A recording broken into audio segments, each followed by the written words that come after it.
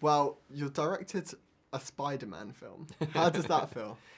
It feels great. It is a little surreal, you know, being here, seeing all these posters of this movie that we've made, and then seeing my name next to the director.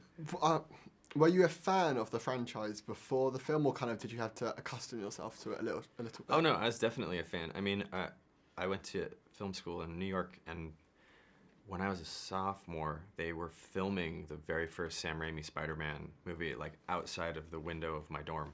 Okay. So that was like, you know, to now be on the other side of that is pretty amazing. So yeah. The other side of the screen. It's almost foresaw itself. Yeah, it's crazy. I mean, and I'd always been a fan of Spider-Man. I think it's hard. I think like all kids in a way are like Spider-Man when you're little. Like there's something about him where you're like, oh, he's a kid like me, and there's just something so relatable to him, and something about his big eyes that, you know. Well, this film is very much, it's a superhero film, but Yeah. it's also very much a coming-of-age film as Yeah. well. And that's maybe something that the other Spider-Man films haven't kind of picked on as much as this film does. Yeah. Were you maybe a little bit nervous about whether the fans of the previous Spider-Man films were maybe ready for such a coming-of-age film? I mean, I just approach it trying to be the biggest fan myself, and I always thought that was such a rich premise, the idea of being a 15-year-old kid with these insane superpowers and not being able to tell anyone, that I always thought you could do so much with that you didn't have to just sort of race through that in the first act of a movie. Like you could take your time to really explore that, and that's what we're doing in this film. And Tom Holland is that 15-year-old kid Yeah. in Spider-Man. Yeah, he's great. I mean, he really just brings this level of enthusiasm to the role that I think is infectious. You know, it would be very cool to be 15 and be able to do the things that Spider-Man can do, and he really captures that. Yeah, so you think he's up for the job? You I think he's up he for did the well. job, yeah. Yeah. And he can like do a backflip. I mean, he is Spider-Man.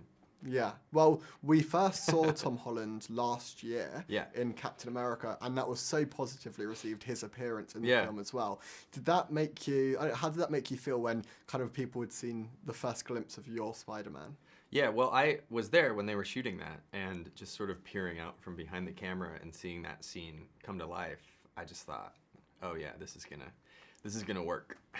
Without spoiling too much about the film, it kind of revisits that moment Yeah. from another perspective a little bit. Yeah, exactly. And that, you know, that is my whole attitude towards this film. I mean, that was the reason for creating Spider-Man in the first place in the 60s, was to give another perspective on this world of superheroes, to show what it's like if you're a regular guy at the ground level of this universe. That's what Peter Parker is. And this film gets to show a side of this crazy superhero universe that we've never seen before. Amazing. And then, I don't want to give away too much, but there's a new super villain in Yes. this film, which we haven't seen in a film before. Yeah. At least not a Spider-Man film either. Yeah. So I guess you had quite a lot of creative license as to how you took him from the comic book to the film. Yeah, but you know, the goal is always to just try to be true to the spirit of the original books. And the Vulture's the first supervillain that Spider-Man fights in the comics. And he's a guy who's been screwed over by his business partner, you know, who's trying to get revenge. And that became the jumping off point for me, was to, if Spider-Man is the ground level superhero, you know, to try and build a ground level supervillain. Well, John, thank you very much. Yeah, thank you.